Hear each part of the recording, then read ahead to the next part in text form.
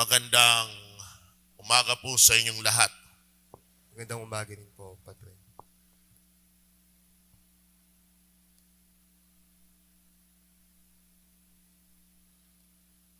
Sa ngalan ng Ama, ng Anak, at ng Espiritu Santo. Amen. Amen. Dalawang araw nang nakakaraan, noong pinagnilayan natin si San Jose. Nabanggit sa atin mula sa lumang tipan na ang Mesiyas, ang tagapagligtas, ay manggagaling sa lipi ni David. At ito nga ay nagkaroon ng katuparan sa pamagitan ni Jose, na siyang galing rin sa lipi ni David, at sa pamagitan ni Jose, sa kanya magmumula ang manunubos. Sa araw na ito, napakinggan natin sa unang pagbasa isa na namang propesiya mula sa lumang tipan. Aklat ni Propeta Isaías. Winika rito, ang Panginoon na rin ang magbibigay ng palatandaan. Maglilihi ang isang dalaga at manganganak ng lalaki, at ito'y tatawaging Emmanuel. Mula sa propesiya ni Isaías, minumula tayo ng tatlong pangako sa lumang tipan. Una, maglilihi ang isang dalaga. Ikalawa, ang dalagang ito'y manganganak ng lalaki. Ikatlo, na ang kanyang anak ay papangalanang Emmanuel. Maalala ninyo na kapag ang Diyos mangako sa lumang tipan, tiyak yan ay magkakaroon ng katuparan sa bagong tipan dahil ang Diyos ay totoo at tapat sa kanyang pangako. At ang pangako iyan ay nagkaroon ng katotohanan at napakinggan natin sa Ebanghelyo. Nasalaysay ni San Lucas. Tunay nga na merong isang dalagang maglilihi. At ito'y ipinabatid sa atin sa pamagitan ng pagdalaw ng anghel sa babaeng si Maria. At sa kanyang paglilihi, ipanganganak niya ang isang sanggol na lalaki. At ang sanggol na lalaking ito ay papangalanan niyang Emmanuel. Sa madaling sabi, tapat at patuloy na naging tapat ang Diyos sa kanyang pangako, at ang pangakong iyan natupad kay Maria. Kaya naman ngayong ikalimang araw ng ating Misa Aguinaldo, nakatuon ang ating Ebanghelyo sa pag-anyaya sa atin na pagnilayan ang katauhan ni Maria. Ano nga ba ang mga aral na mapupulot natin mula sa mahal na Birheng Maria? Tatlong konkretong aral. Una, kalugod-lugod. Bakit? Dahil mismong sa Ebanghelyo, 2 beses nabanggit na si Maria ay kalugod-lugod sa Diyos. Batik pa lamang ng anghel sa kanya, matuwa ka, ikaw ay kalugod-lugod sa Diyos. Nabanggit sa atin na sa bating ito nagulumihanan si Maria. Kaya muling nagsalita ang anghel, huwag kang matakot, Maria, sapagkat kinalulugdan ka ng Diyos. Ano nga ba ang ibig sabihin na si Maria ay kalugod-lugod o si Maria ay kinalulugdan? Sa Ingles, ginagamit na salita, she is favored. Ang mahal na Birhen ay kinalugdan ng Diyos. Bakit? Anong meron sa kanya? dahil di pa man pinapanganak ang mahal na birhen, bahagi na ng plano ng Diyos na siya ay ipaglilihi na walang bahid sala o walang bahid ng kasalanan. Kaya nga kinikilala natin si Maria bilang immaculately conceived. Ganon din sa pagiging walang salang iyan,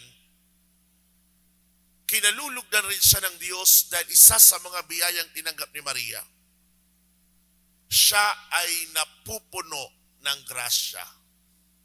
Pag sinabi muli natin, napupuno ng grasya, walang puwang kay Maria.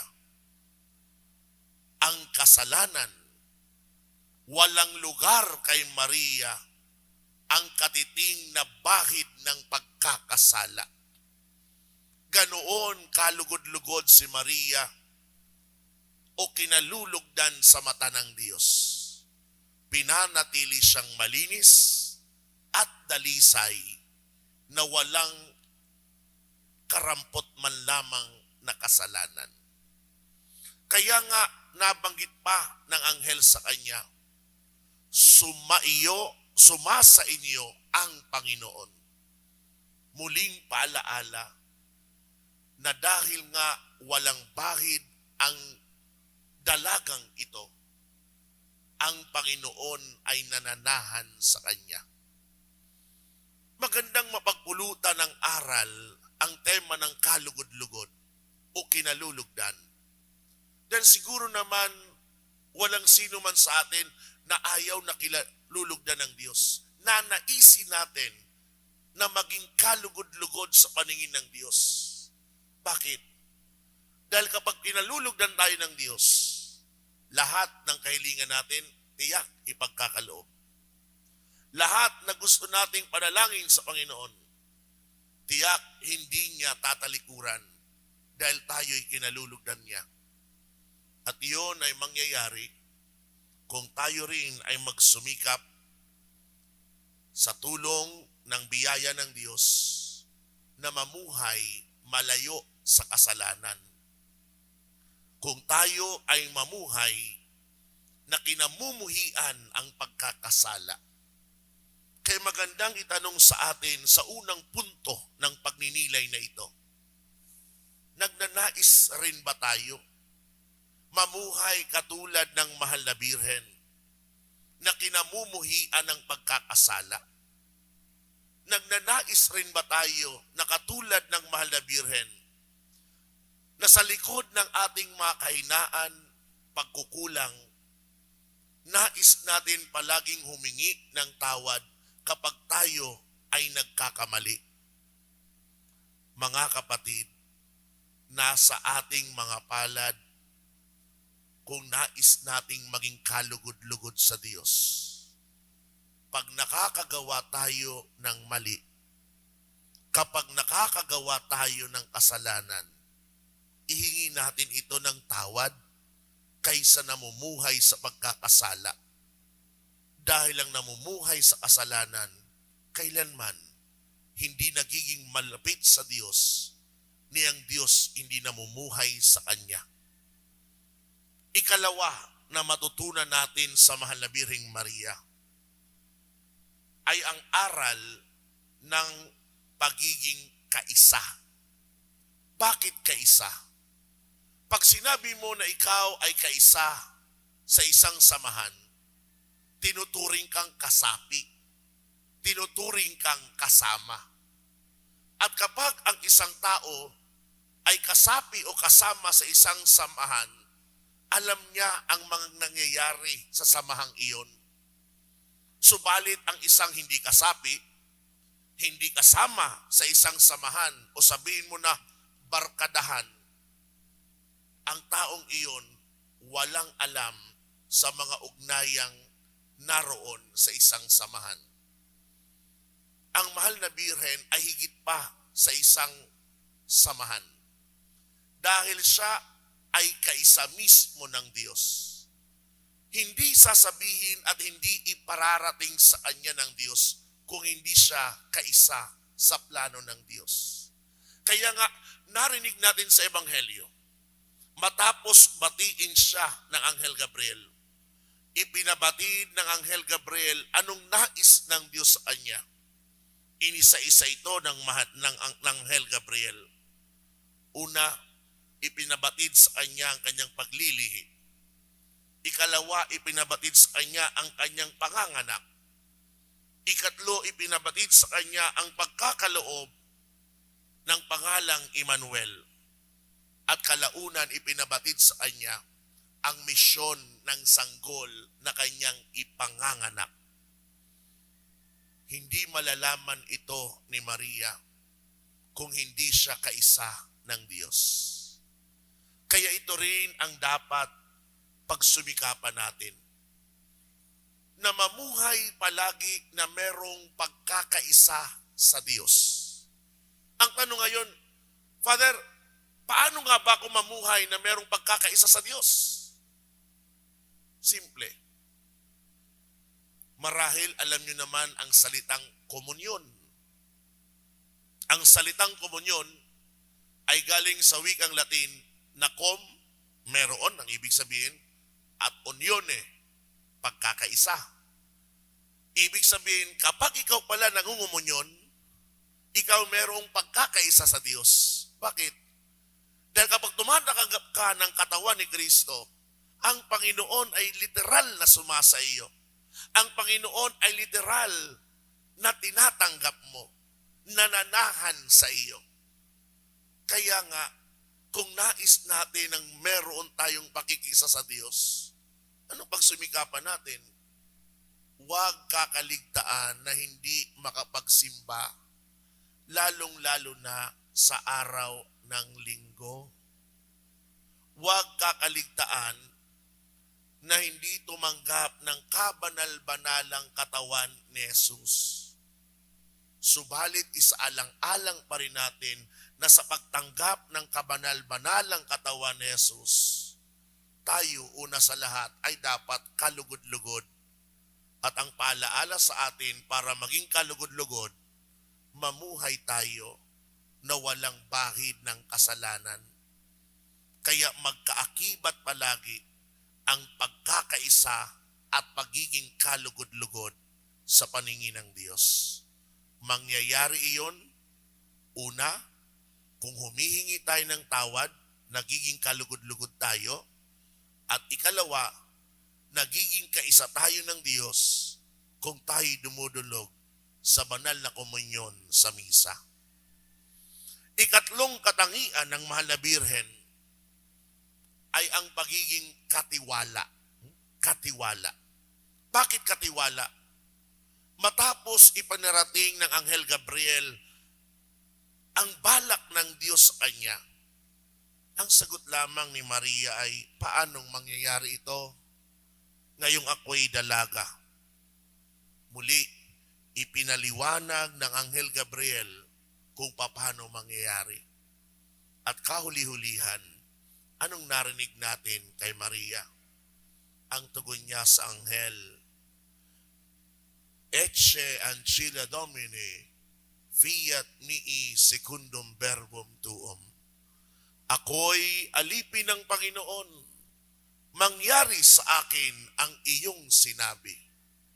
Nakakatawag pansin ang mga katagang alipin ng Panginoon. Tinuring ni Maria ang kanyang sarili na alipin ng Diyos. Tinuring ni Maria ang kanyang sarili na maaaring pagkatiwalaan ng Diyos, alagad ng Diyos. Sunod-sunuran sa gusto ng Diyos. Dito, magandang itanong rin sa ating sarili. Tayo ba habang naglalakbay sa mundong ito, maituturing ba natin ang ating sarili bilang katiwala ng Diyos? Ang daling tugunan, opo naman, Father, pwede akong maging katiwala ng Diyos. Pero ang tanong sa atin, anong uri ng katiwala tayo? Dahil may dalawang uri ng katiwala. Yung katiwala na masama at katiwala na mabuti. Ang katiwalang masama hindi naaasahan. Subalit ang katiwalang mabuti, yun ang naaasahan. Naasahan ang isang katiwala kapag ang mga ipinagkaloob na biyaya sa kanya mula sa Diyos, ginagamit niya hindi lamang para sa sarili, kundi ginagamit niya para sa Diyos at para sa kapwa. Kaya nga, kung tayo'y pinagkatiwalaan ng Diyos, halimbawa na lamang, katiwala ka ng Diyos bilang isang magulang, pinagsusumikapan mo ba na matiyak ng iyong mga anak ay lumalaki at lumalago sa pananampalataya? Nagtuturuan mo bang iyong mga anak na magkaroon ng takot sa Diyos at may pagmamahal sa kapwa? Mabuti kang katiwala bilang magulang kung tinuturuan mo sila ng kabutihan. Ganun din naman, naging mabuti tayong katiwala bilang anak kung tayo ay sumusunod sa nais ng ating mga magulang, nag-aaral ng maigi, ninanais makatapos, at may plano sa buhay na makatulong kalaunan sa mga magulang na naghirap para lamang tayo ay mapaaral. Marami pa kung tutuusin ang mga ipinagkatiwala sa atin ng Diyos. Halimbawa, ang buhay na meron tayo. Halimbawa, ang panahon na meron tayo. Halimbawa, ang talento na meron tayo. Maging ang kalikasan na meron tayo.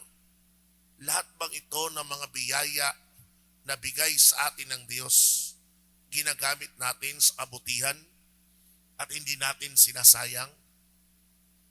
Nagiging mabuting katiwala tayo kung tayo ay sumusunod sa yapak ng mahal na Birhen, na ang nasusunod hindi ang sariling gusto natin, kundi ang gusto ng Diyos. Tatlong aral ang napulot natin mula sa mahal na Birheng Maria ngayong ikalimang araw ng Misa Aguinaldo. Unang aral, kalugod-lugod. Ikalawang aral, kaisa. Ikatlong aral, katiwala. Masasabi natin, ang mahal na Birhen, ang babaeng hindi lamang may isang K, kundi may 3 K.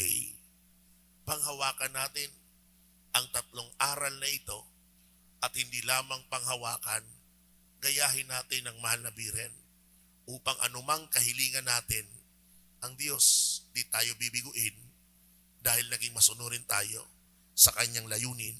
Amen. Sa ngalan ng Ama, ng Anak at ng Espiritu Santo. Amen. Magsitayo.